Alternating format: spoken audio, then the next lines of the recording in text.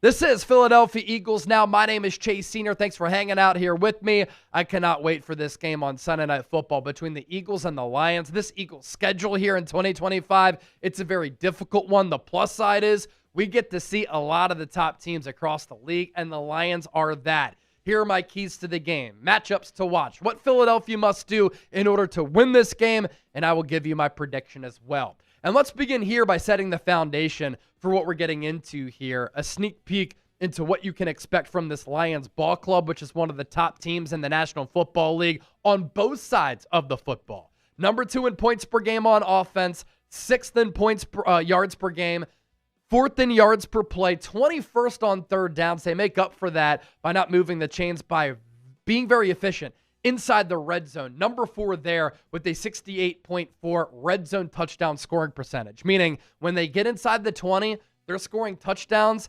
68% of the time. On defense, led by Aiden Hutchinson, one of the top pass rushers in football, 13th in points per game. But keep in mind that this Lions offense generates explosive plays, and sometimes they play at a fast pace that is very frenetic, and so that doesn't always do a lot of favors for the defense. And so they could be susceptible to giving up a decent amount of points. So 13th in points per game at 22.2 isn't great as far as the league ranking, but when you're dropping 31.4 per ball game, that is a 9-point difference right there. They are 7th in yards per game, 7th in yards per play, 7th on third downs, but 25th in the red zone. And that could be a key area in this game because the Eagles all year have had the number 1 most efficient red zone touchdown scoring offense in the NFL at 80.9%. That has been a big plus to what has otherwise been a very maddening and frustrating offensive season for Philadelphia, that when they get inside the 20, nearly 81% of the time, those drives are leading to 7 points on the board. Now, Philadelphia is 12th in points per game at 24.2 on offense, but 23rd in yards per game at 303.2. 20th in yards per play at 5.3.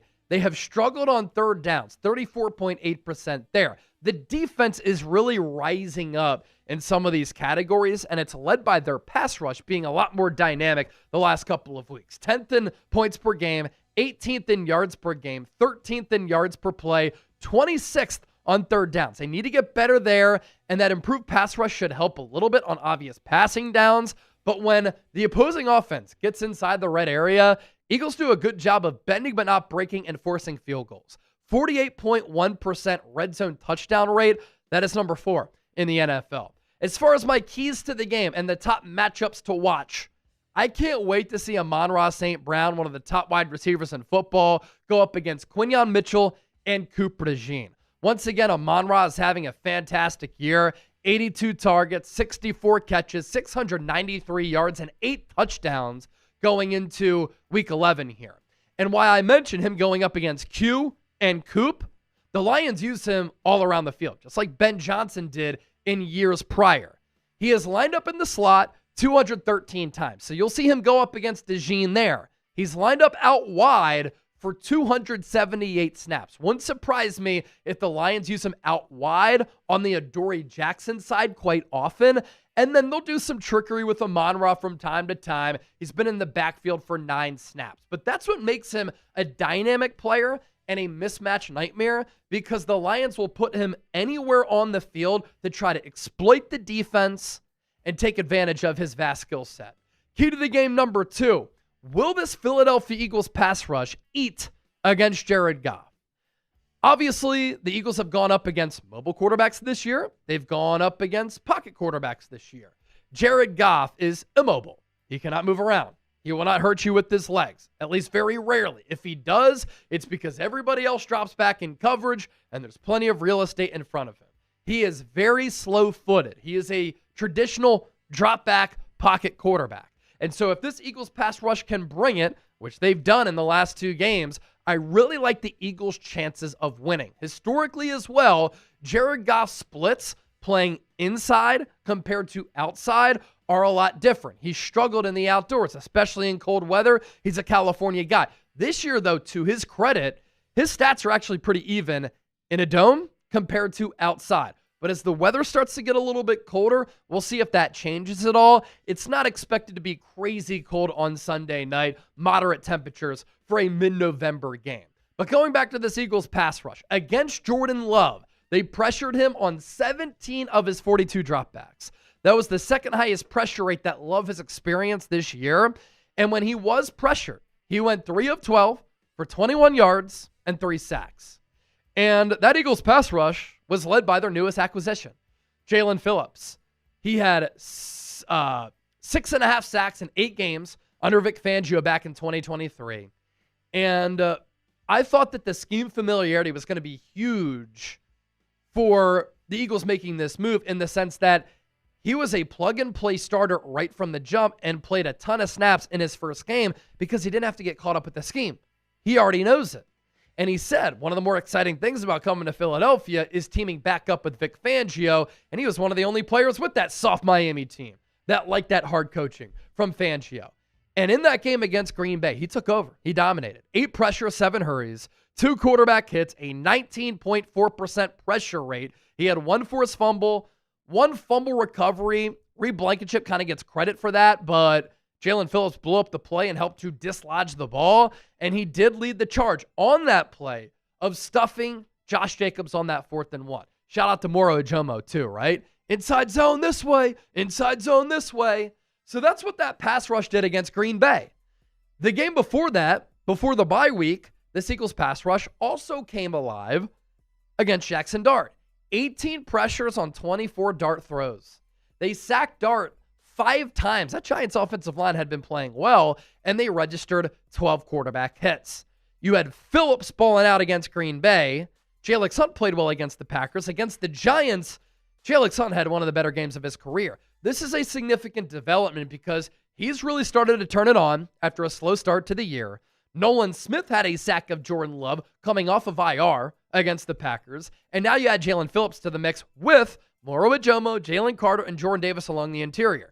The point that I'm making here is this Eagles defensive front and this Eagles pass rush is looking scary good, and that is something that can lift you to a Super Bowl, and that is something that wins in the postseason and against elite teams like Detroit. Now for Hunt, finally recorded his first sack against the Giants. He had 28 pressures on the season up until that point. He had 16 in those 3 games going into the bye week. And against the Giants, he had 9 pressures and 1 sack. And so you combine what he did against Green Bay, these numbers are even better for Jalen Hunt.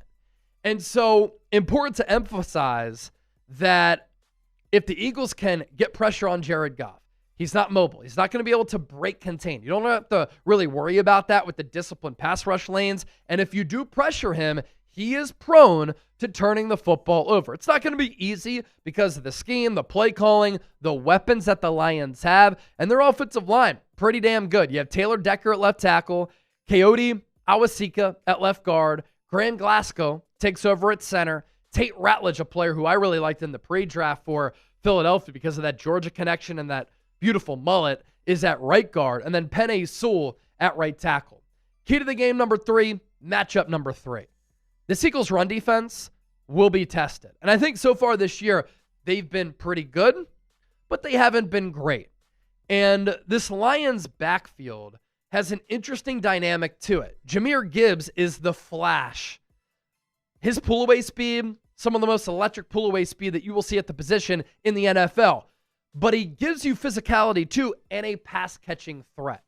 This year, he's been a top 3 back in football, right up there with Jonathan Taylor, who's in the MVP conversation. 128 carries for Gibbs, 693 yards, 8 touchdowns, a long of 78, which came on that primetime game against the Buccaneers. When you watch him, you say, wow, because he can be gone in a blink. So he's a difficult cover. And going into the draft a couple of years ago, I had said, I don't really see that much of a difference between him and Bijan Robinson to start their careers. They've both been exceptional. David Montgomery, he is the physical bell cow, downhill, run you over type of back who is a different change of pace from Jahmyr Gibbs. And the Lions will interchange their backs all throughout the game, depending on down and distance, obviously workload, but the flow of the game. and the complexion of the game. 104 carries this year for Montgomery, 466 yards, and he has 5 touchdowns. So that's 13 rushing touchdowns between the two backs this year. Key to the game number 4. This is a really big talking point for me. The Eagles scored 10 points to beat the Green Bay Packers, a team that, of course, the Lions are very familiar with. With Howie elite and high scoring, the high-octane offense that Detroit has, 10 points isn't going to win this game. And if the Eagles can only muster 10 points in this ball game, they will get blown out. And so the offense has to improve upon what they did against Green Bay. It's important to remember that against the Packers, the real field temperature was like 17 degrees, and there were howling winds that will impact offensive football. But this isn't going to play against Detroit. Thankfully, as of right now, the weather is going to be a little bit better in South Philly on Sunday night. A little bit chilly. Not too chilly, though. And oftentimes, it's not too windy at the link. But 294 yards of total offense, 4.9 yards per play, 183 passing yards, 111 on the ground, 3.3 yards per tote. Losing the turnover battle would be big in this game. Eagles fumbled it away against Green Bay on the opening drive. Otherwise, maybe the game is a little bit different. Micah Parsons also tripped Saquon Barkley late. That could have been a house call. Time of possession, pretty even between Philadelphia and Green Bay. And time of possession is also something important here. If you can keep that Lions offense on the sideline, you got to like your chances of winning as well. And as part of that fourth talking point here, Kevin Patullo, Eagles offensive coordinator against the Packers at times this year. Wasn't the case against Minnesota. Wasn't the case against New York. But sometimes he coordinates scared. He calls plays scared and in a very conservative way. You know that Dan Campbell is going to be aggressive. They're going to go for it on 4th down often. They're going to try to slit your throat in a football sense, right? And so you have to match that aggressiveness, and you can't play or call games scared. Detroit also, as part of that, really does a good job of seizing momentum and taking advantage of momentum changes. And, my gosh, can we get A.J. Brown more than 3 targets? If there is a weakness on this Lions team, it is their secondary, especially at the cornerback spot, and they're dealing with some injuries there. This is a game, after A.J. Brown made some more noise, where the passing game should be able to click. Predict the score. Lions-Eagles, Sunday Night Football. It's going to be an epic one. And here's my prediction. I know the Eagles had the rest disadvantage playing Monday night on the road against Green Bay. The Lions had a head start as far as game planning goes.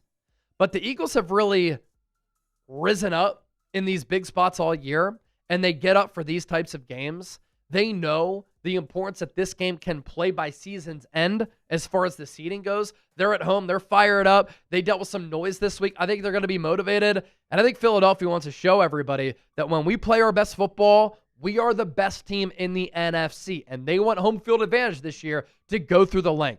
Give me the Birds 29-26 and a thriller at the link.